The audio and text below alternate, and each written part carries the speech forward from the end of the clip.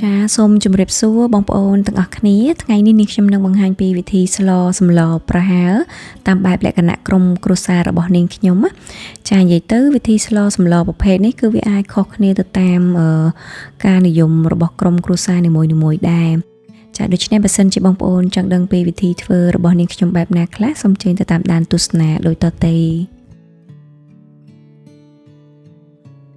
ដោយសារនៅទីនេះអត់មានស្លឹកគ្រៃអញ្ចឹងនាងខ្ញុំប្រើគ្រឿងគល់ស្លឹកគ្រៃបុកនេះជំនួសវិញ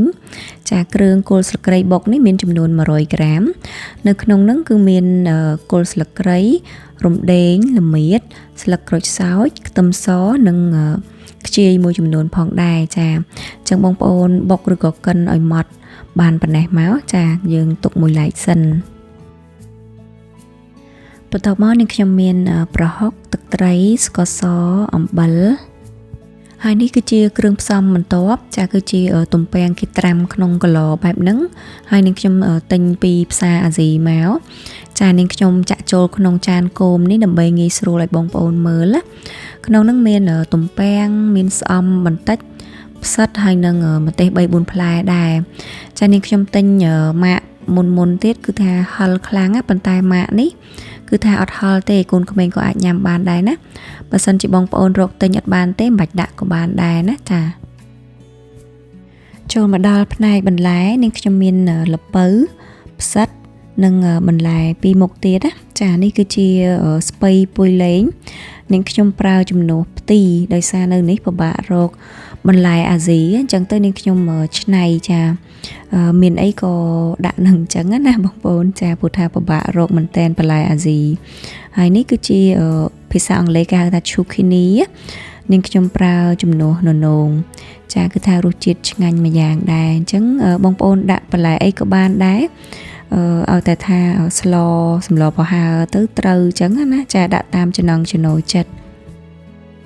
បន្ទាប់មកនាងខ្ញុំដាំទឹកក្តៅឲ្យពុះហើយចាក់ទៅក្នុងស្ពៃពុយលេងហ្នឹងដើម្បីឲ្យវាស្លោក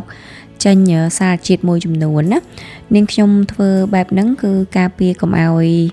នៅពេលយើងយកស្ពៃពុយលេងស្រស់យកទៅបង់ចូលសម្លរបស់យើងនឹងមានរសជាតិមួយយ៉ាងពេលយើងញ៉ាំទៅវាមានជាតិជ័រចាវាមានរសជាតិចត់ជាប់អណ្ដាតណាចឹងនេះគឺជារបៀបរបស់នាងខ្ញុំបងប្អូនណាចាគឺថាយកមកត្រាំក្នុងទឹកដាំពុះឲ្យវាស្លោកបន្តិចណាចាប៉ុន្តែយើងអត់ត្រូវយកស្ពៃហ្នឹងទៅដាំនៅលើភ្លើងហើយរងាស់ហ្នឹងណាចាព្រោះថាវាអាចបាត់បង់វីតាមីនល្អអញ្ចឹងនៅពេលយើងត្រាំស្ពៃក្នុងទឹកក្តៅហ្នឹងមួយផ្លែតបានហើយចានៅពេលវារៀងស្លោកហ្នឹងគឺយើងស្រង់វាចេញមកឲ្យវាច្រោះទឹកហើយយើងទុកវាមួយឡែកសិនណាជាបន្តនាងខ្ញុំដាក់ដាំទឹកចំនួន2លីត្រហើយបន្ថែមជាមួយនឹងអំបិល1ស្លាបព្រាកាហ្វេនៅពេលទឹកចាប់ផ្ដើមពុះនាងខ្ញុំដាក់ភ្លៅមាន់ចំនួន2ភ្លៅចូលក្នុងទឹកហ្នឹងហើយភ្លៅមាន់នេះបងប្អូនកុំភ្លេចយកកាំបិតចាក់ឲ្យជ្រៅចាក់ពី3កន្លែងទៅដើម្បីឲ្យសាច់មាន់ឆាប់ឆ្អិនល្អអញ្ចឹងយើងត្រូវរំងាស់ក្នុងកម្ដៅភ្លើងតិចល្មមដើម្បីឲ្យសាច់មាន់ទន់ឆ្ងាញ់មិនខ្សោះមិនរឹងណាសាច់មាន់ដែលយើងចម្អិនបានឆ្អិនហើយគឺយើងស្រង់វាចេញមកសិនចាយើងរំងាស់បន្តទេព្រោះថាសាច់មាន់អាចអស់ជាតិស្ងួតរឹងខ្សោះអត់ឆ្ងាញ់ទេណាចាអញ្ចឹងយើងស្រង់ចេញមកក្រៅសិនមកហើយទុកមួយឡែកសិនបន្ទាប់មកនាងខ្ញុំដាក់ប្រហុកចំនួន2ស្លាបព្រាបាយចាប្រហុកនេះគឺជាប្រហុកម៉ត់ហើយអត់សូវប្រៃខ្លាំងដូចជាប្រហុកខ្មែរយើងទេហើយប្រហុកនេះអត់មានឆ្អឹងក្នុងហ្នឹងទេណាអញ្ចឹងនាងខ្ញុំយកទឹកស៊ុបក្តៅហ្នឹងចាយើងយកមកជ្រុំវាឲ្យវារៀងរលាយបន្តិចហើយយើងចាក់ចូលក្នុងសម្លហ្នឹងទៅចាកូររៀងសប់បន្តិចបន្ទាប់មកនាងខ្ញុំដាក់គ្រឿងគល់ស្លឹកគ្រៃបុកដាក់ចូលតែម្ដងណាបន្ទាប់មកនាងខ្ញុំដាក់ទឹកត្រី1ស្លាបព្រាបាយកន្លះចូលស្ករសកន្លះស្លាបព្រាបាយចាព្រមទាំងល្ពៅនាងខ្ញុំដាក់បន្លែដែលរឹងរងាស់មុនគេយើងដាក់ល្ពៅចូលមកហើយនឹងទំពាំងដែលនាងខ្ញុំបង្ហាញខាងដើមវីដេអូចាយើងដាក់ចូលជុំគ្នាតែម្ដងណា ប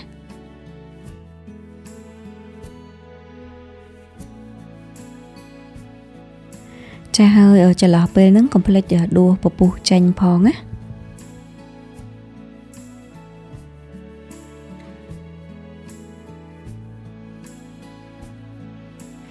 ឥឡូវឃើញថាល្ពៅឆ្អិនល្អហើយអញ្ចឹងនាងខ្ញុំដាក់បន្លែផ្សេងចូល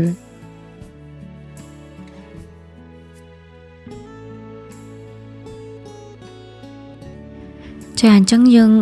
រំងាស់បន្លែហ្នឹងឲ្យរាងឆ្អិនបន្តិចសិននៅពេលបន្លែឆ្អិនល្អហើយនាងខ្ញុំដាក់សាច់មាន់ដែលយើងស្ងោរមុននឹងចូលណាចាសាច់មាន់នេះនាងខ្ញុំហែកវាតូចប៉ុណ្ណឹងហើយពេលដំណើរគ្នាហ្នឹងនាងខ្ញុំដាក់ស្ពៃពុយលេងចូលដូចគ្នាណាចាអញ្ចឹងយើងដាក់ចូលទៅហើយនៅពេលទឹកពុះគឺបងប្អូនអាចបិទភ្លើងបានហើយអញ្ចឹងបងប្អូនកុំភ្លេចចាភ្លក់មើលផងណាថែមថយគ្រឿងទៅតាមចំណង់ចំណូលចិត្ត